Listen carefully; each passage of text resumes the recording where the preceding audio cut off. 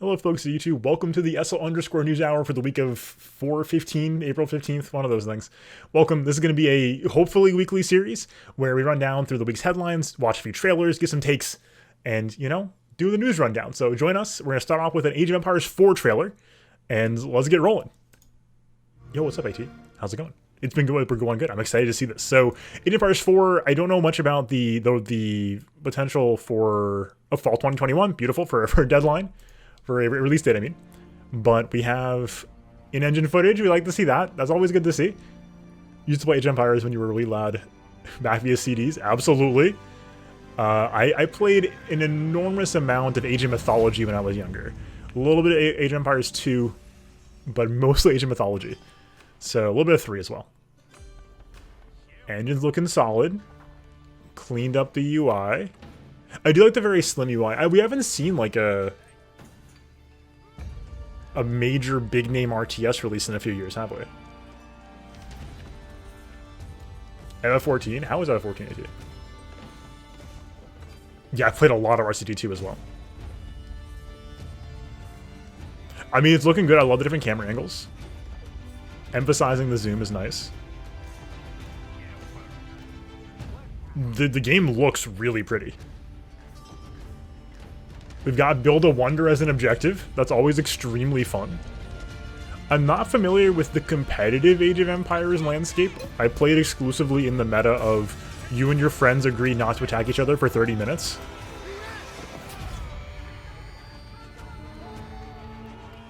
And then you attack in like one big army ball at once, and then that's it.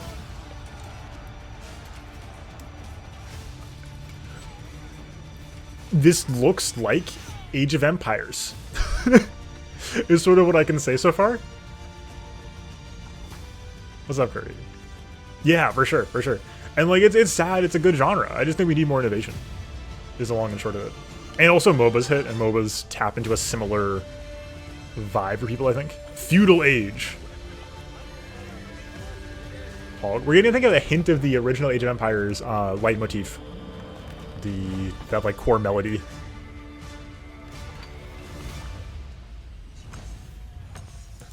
I did have the fortune of playing, not like LAN parties, but like get together with 2 friends and play multiplayer together kind of situation in Enchanter, and it was a really good time to play local network stuff back in the day. Yeah, I mean, I think like my feeling right now is this looks precisely like Age of Empires, which is great, right? Age of Empires is cool. Age of Empires, but slicker with new UI, new graphics, updated, smoother. That's a cool thing. Will it be enough to be interesting in the current year? I don't know. What's up, HAC? How's it going? Good to see you.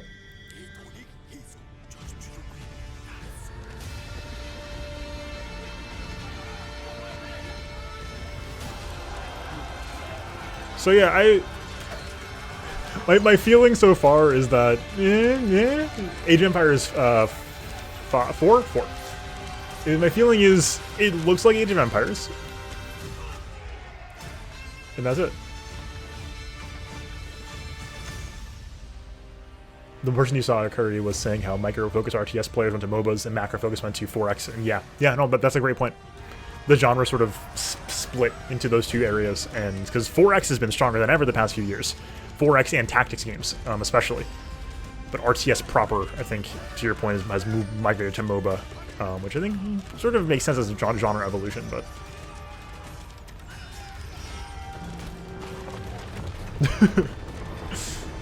yeah, very Age of Empires. I mean, like, it means they nailed it, right? They nailed the look. I'm honestly a bit shocked that we never saw more of Age of Mythology. It was such a solid concept. Very resonant. And really, really easy just to keep riffing on it.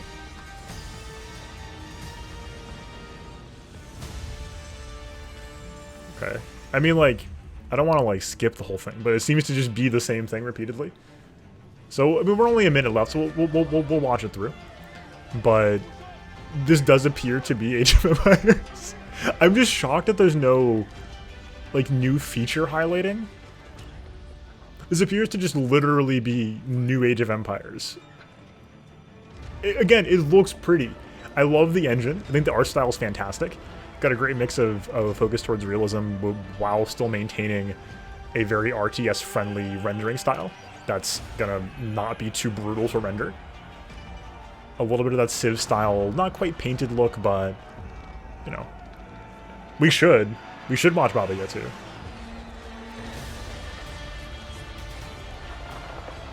But yeah, I think that, you know, to Curry's point about the genre splitting, I don't know if there is that much interest in a game like this when the more hardcore strategy fans are playing 4X Tactics or, like, Total War. And then the more micro-heavy players are probably playing MOBAs or something similar. And I don't know, maybe. I don't think this needs to be an esport, in fairness, right? I'm not saying it needs to be, like, you know, competitive with other major games. It just sort of, I'm curious to see what the interest level in this game will be. Especially because so much will ride on online. Was that a Wololo? Was that a Wololo? That has me excited.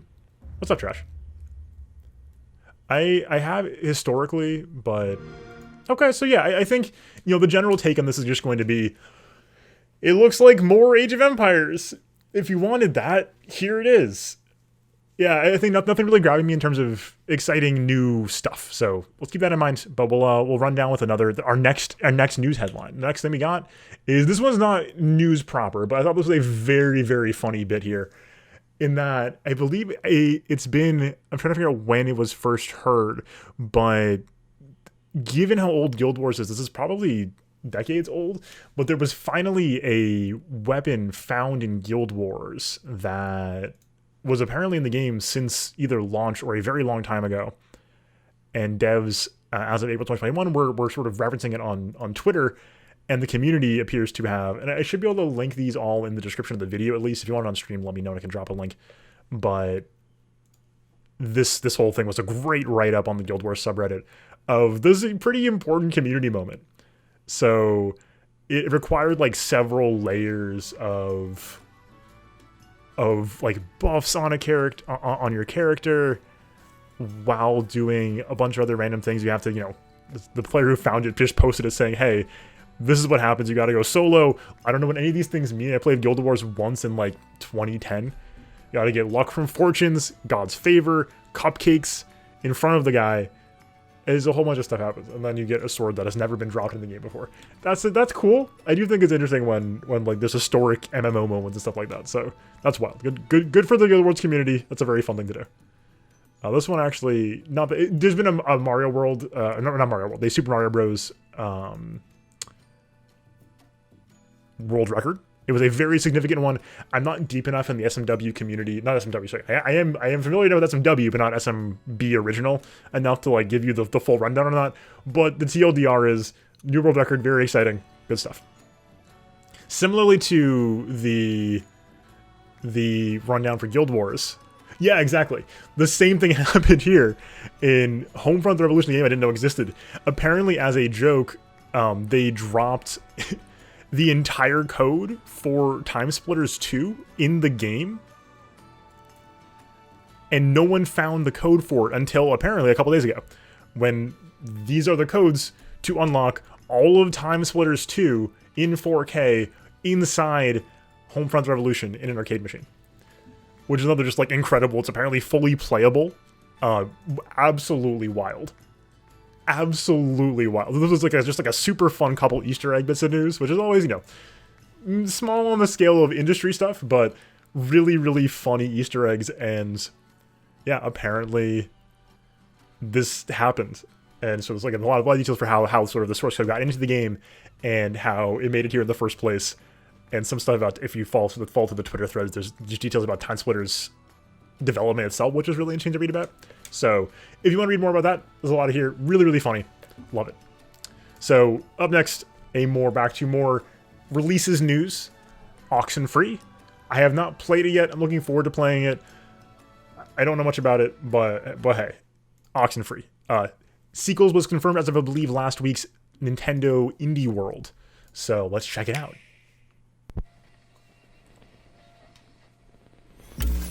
Welcome.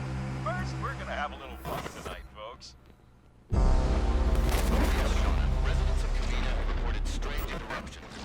This is so pretty.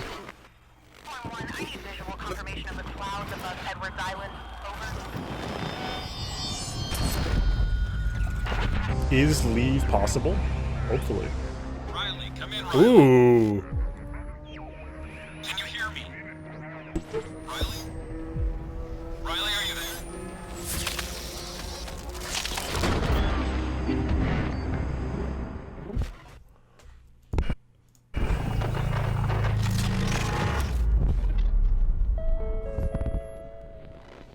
Yo, that was absolutely sick.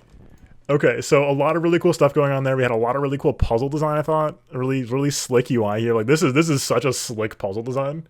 Really cool. Loved that.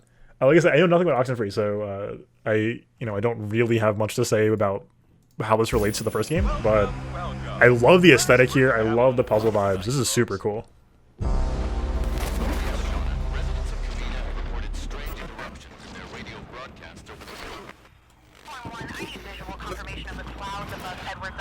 Making some tea real quick. Tonight's tea is a berry tea.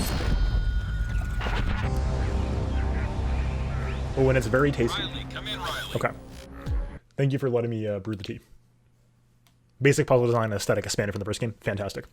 So looking forward to it. I know the game's got a pretty dedicated following, and I would love to play it. I do love this kind of hyper art and aesthetic driven puzzle game. So this is so sick. Like, this is just, ooh, mwah, beautiful. Look at this. This is it. Like, this is, for any one of like the 5 people who have watched me play Gorogoa on YouTube, thank you for watching that like obscure old playthrough of mine, but also like that kind of game. I love that stuff. You haven't played Gorogoa and you like puzzle games, you should play Gorogoa. SJC, thank you. Gorogoa rocks. I'm not here to like advertise an ancient YouTube playthrough, but I was just thinking about Gorogoa. That game is very good.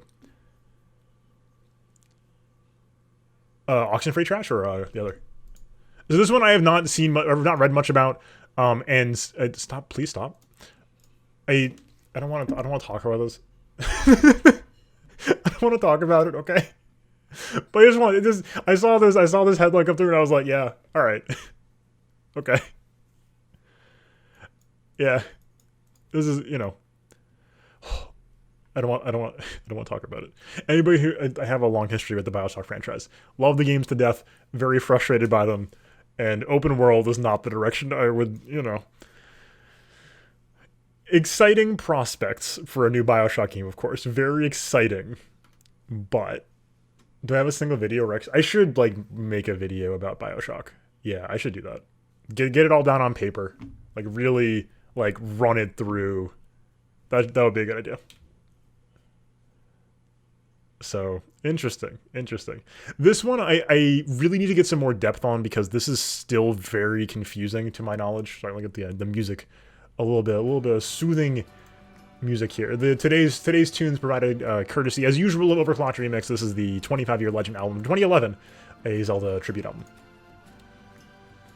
So this has been very weird. I don't really know, again, what to be commenting on with regards to this.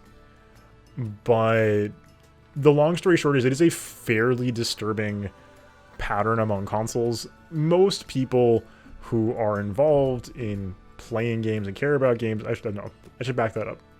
I care a lot about game archiving and maintaining the ability to play games after online services go end of cycle and server shutdown.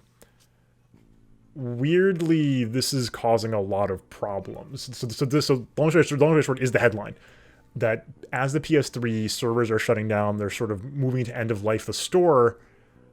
This is also causing games being unable to be patched, and that's massively problematic.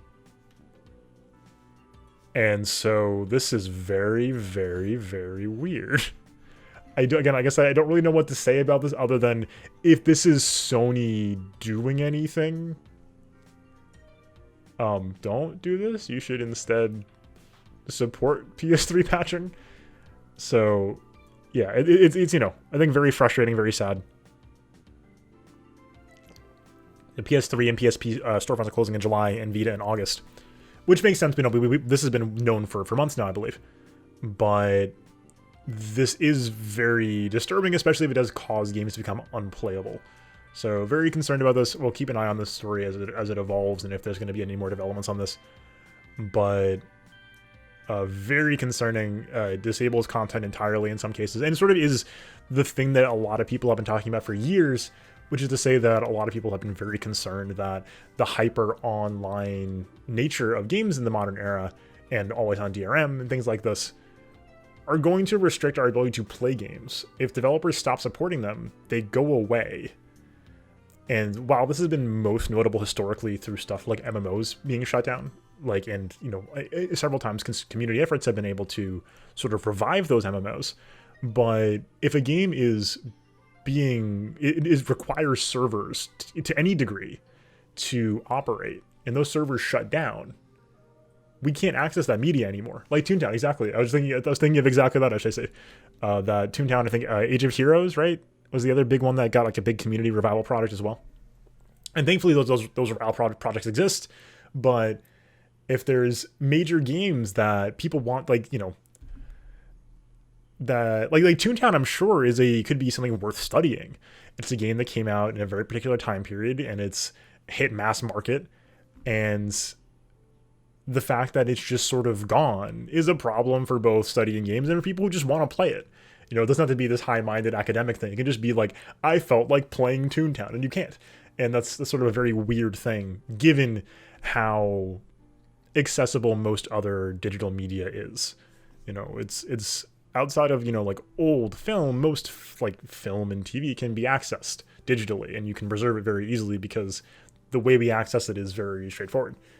With games that require servers, you need a third party to run it in the first place, and unless those things are running, you can't get it. So this is my opportunity, I guess, to soapbox about game preservation and archiving this week. So keep your games archived, care about that stuff, very important. I can't really do much about it, of course, none of us can, but it's a very important thing, and I'm glad we get a chance to talk about it.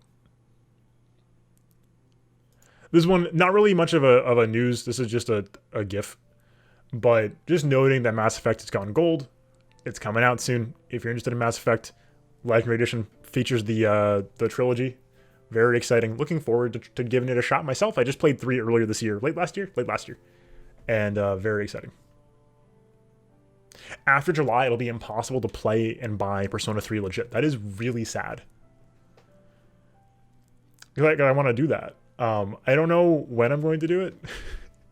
This is not really news. This is the GIF. That's the content you come for. I'm glad you came here for this content. This is what I got for you today is GIFs of Mass Effect. Yeah, so I do hope, of course, that the double-edged sword is a way to preserve games is to re-release them, and that causes more money, more access issues. And I think for, I've done a non-zero amount of academic study of video games, and it does change the dynamic a lot, even if you re-release it, right? Like, if I were to want to study Persona as a series, I'd want to play Persona on its original hardware. And there's going to be a point where you can't do that. Same with, again, stuff like MMOs and other stuff like that is very tricky. Emulators are phenomenal and a really, really, really, really important layer of preservation and archiving. But it is just it's very sad to see stuff like these digital storefronts closing down and then losing the ability to play them on original hardware. Yeah. And yeah, PS2 hard copies are going to be mad expensive, so sad. But happy was turn that frown upside down, turn the Swift Rage into a PogChamp here for Path of Exile 2. Yay, Path of Exile 2. Isn't that exciting? This is a trailer, so for anybody who did not watch the Path of Exile 2 or not involved in Path of Exile is a major action RPG in the style of Diablo, but new. And there was a major showcase last week featuring both the new Path of Exile 3.14 League Ultimatum, as well as Path of Exile 2, which is a major new story campaign for Path of Exile coming out probably next year, ? Release date questionable. But there's a 20-minute showcase along with this. But PoE 2 is going to be a massive overhaul of the game's engine and several really core systems. So the game's going to play very differently. It's going to be, differently insofar as people who are deep into ARPGs will feel. But the TLDR is among ancient ruins. This. Evil grows once more.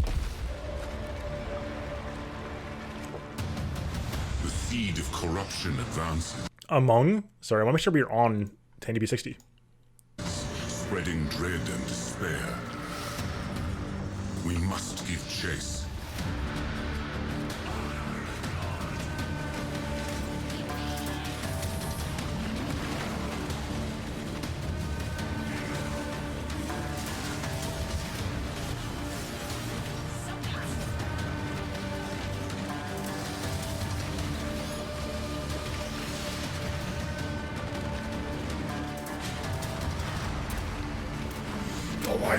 The lighting! Yes, These yes, sands hide yes. countless secrets. 3,000 years of dormant malevolence. We must hunt down the seed and put an end to this madness. I'm so mad. Quest is to survive.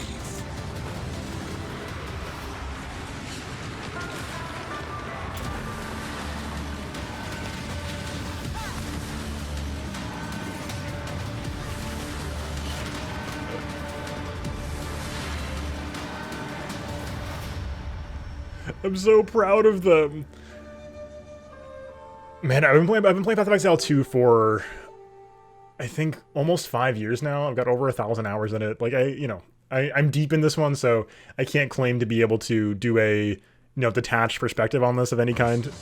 But man, I'm excited. I think that, gameplay aside, this is going to be a fascinating looking campaign. A lot of really, really strong world building and aesthetic being done here. Really, really cool world design. Like, I think the Path of Exile nails its aesthetic really well, and they're doing a great job here building, I think, Marrakech, which is a region that's been mentioned in the game a lot of times, but has not been seen in-game. The biggest things here, the game's getting a massive engine overhaul. This includes lighting and effects, and you see that throughout the trailer. Things just look really, really, really good. The lighting, these cave shots where you're getting god rays through the ceiling look unbelievably pretty. I think the textures are phenomenal here. And the lighting is, it's beautiful. Lighting is super good, super crisp. And the game came out in, 2011, I think? Maybe a little earlier? Path of Exile. So 2013 after open beta. So I think it was like 2011, I want to say, for like the actual publicly accessible versions. And like the game's needed an overhaul for a long, long time. In this trailer, Hydra? Yeah, absolutely. Which is cool because the Path of Exile's unique flavor comes from the fact that it's very steeped in, like, the mythology of New Zealand, where the developers are based. And put an end to this madness. If Rayclass is to survive. So, loving this. If you want more details on this, check out Path of Exile content that I do or their channel or whatever, right? Very excited for this. And there's also a 20-minute long overview of much more detail, featuring new weapon types, the way new skills and skill gems work, all kinds of stuff. So, love that. Very excited for it. Phenomenal. Phenomenal, phenomenal, phenomenal. So, I'm excited for this. If you're not into ARPGs, you probably won't like this, but that's okay. This I have not seen. It's 30 seconds long, but we're going to watch it real quick because I have played a lot of Pokemon Snap in my day. I've played enough Pokemon Snap that in my various fits of ambition, I have thought about learning how to speedrun it, but I'm excited for this. Pokemon Snap adventures have taken me all over the new Lental region. I've explored the I do have to say, calling it the Lental region, it's Lental, but like that's a legume. that's a legume. That's not a region. Anyway, the seaside, and my favorite, the nature park. Everywhere you look is another photo op for your photo decks. Ooh, perfect. Oh, it's so pretty. Time to go back and do some nighttime research. Snap, edit, and share photos of wild I'm just Pokemon saying. in-game, only on Nintendo Switch. New Pokemon Snap. This is a great trailer. April 30th, I forgot about that. Wait, I thought it was May. Hold on, that's exciting. We should dex it again. Here's what I think is the most frustrating part about this game. The thing that's going to be the most annoying thing about Pokemon Snap is A, that it's called the new Pokemon Snap. That's annoying. I hate that naming convention that Nintendo does. But beyond that, The game looks really good. The engine is very strong. The angry folks of the internet will likely be using this as ammunition to argue about future Pokemon games not looking as good as this. That's going to be annoying. Game Freak's development situation is not perfect. I think they could be doing better if they hired more people and had better timelines. If production was not as bad as it was, but like, oh, I'm tired. This game looks great though. I think, you know, just recapturing that magic with a new setting and new Pokemon, I'm more than content with. I think the idea by Pokemon Snap has a lot of depth to it. And they explored, I think Pokemon Snap, the original game, is very clever for not pushing its luck.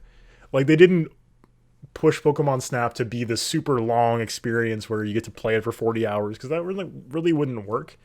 It does not overstay its welcome. I think that's very clever. So, looking forward to spending some more time with it for sure. My favorite. The nature Oh, look at that. Look at this dude. Oh, I'm hiding it. The dude, there's a Dodrio eating an apple. How exciting is that?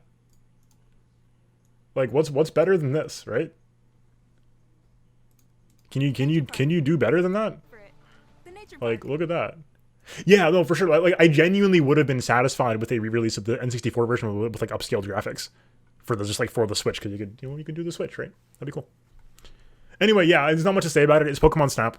I'm excited to play it in like 2 weeks, so I'll have takes then, basically.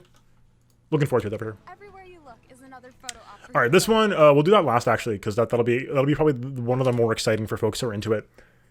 But I'm very excited. So Returnal is an upcoming title from. Is this one with? I'm gonna want to say Annapurna. No, it's probably not. Is it Returnal? Who makes this game?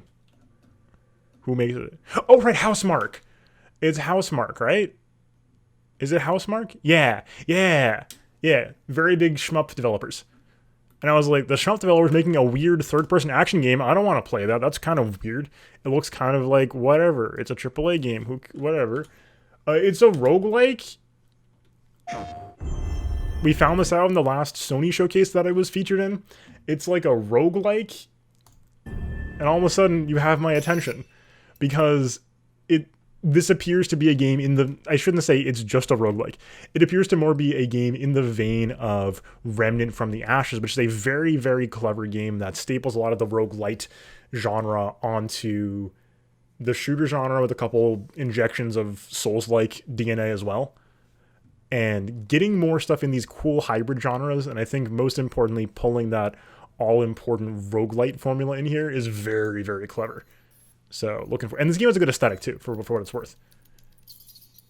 I'm just saying, like art style wise, it was very like it's a AAA game. Dangerous fauna on this world is beyond anything I've previously experienced.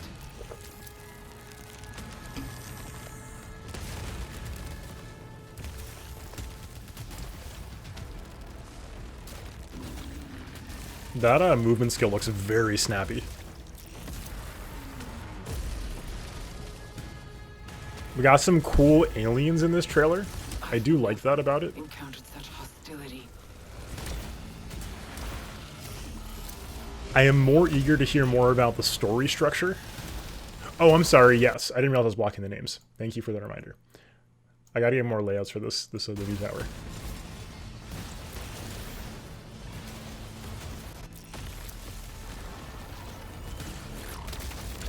Ooh. That was a cool look. Very clearly defined hitboxes, I like that.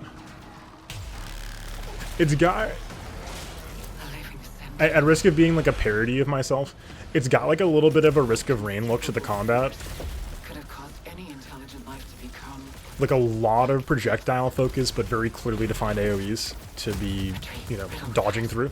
The slaughter of bipedal vertebrates. Yeah, agree. And a being that resembles me. Yeah, that's... Oh, it's the SAX from Metroid Fusion. Please play Metroid Fusion if you have not. It's the best game. It's not the best game. It's a good game. This is a bit of an... Okay, I guess this was the Hostiles trailer. Hey, how's it going, bud?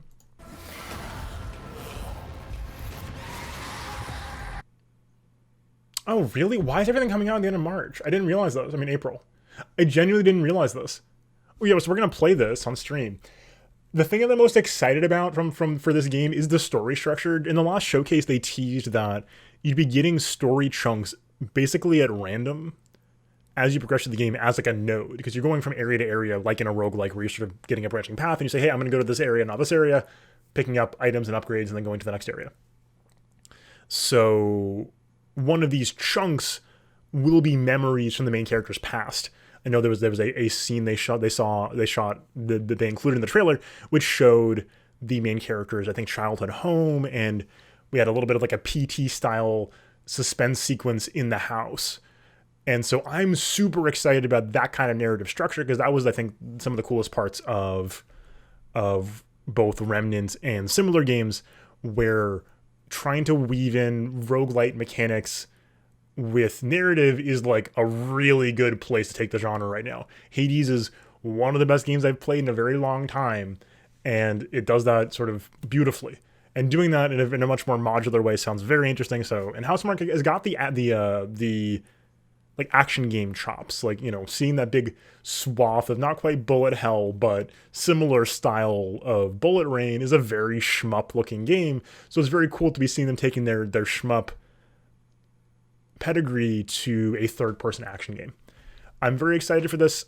Fingers crossed I will be giving takes when I play it, of course. So looking forward to this. And then one last trailer today is Subnautica Below Zero. No, Subnautica has a very dedicated following. I played it for like a couple of hours, a couple times.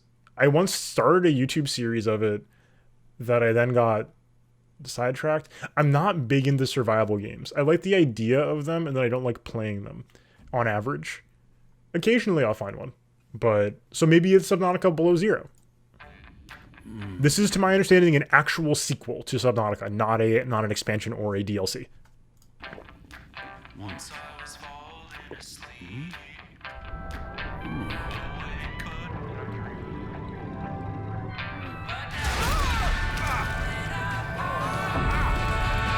I'm not scared. My dreams are all I ever needed.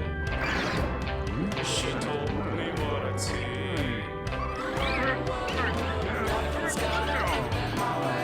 Oh no. No. Oh, that's not good. Oh, I recognize that. Oh, ow.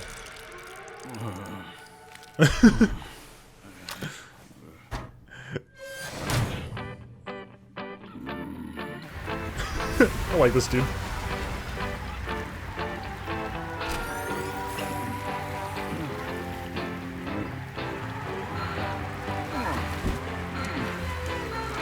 Yeah, this trailer's great. As far as non-gameplay trailers go, this is fantastic.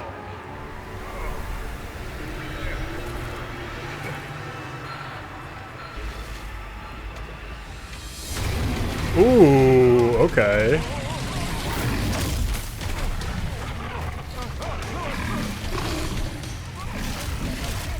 Monster Hunter Iceborne? Hog? Oh, oh. Ow. That's gotta hurt.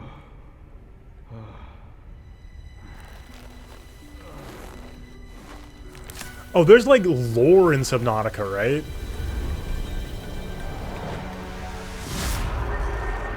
Yeah, lore. Lore in this case meaning a big alien dinosaur underground. That's what lore means now. It can refer to literally anything. Hey, it's May 14th. Wow, it's exciting. Oh, can you play as, like, can you make your own character? Is that what that means? That's cool. I like this dude being, yeah, as Enchanter said in chat, very, like, I'm too old for this kind of vibe. That's really cool. This game seems great. Again, I don't know if I'm going to play it just because, like, my track record with survival games is very shrug, I don't know.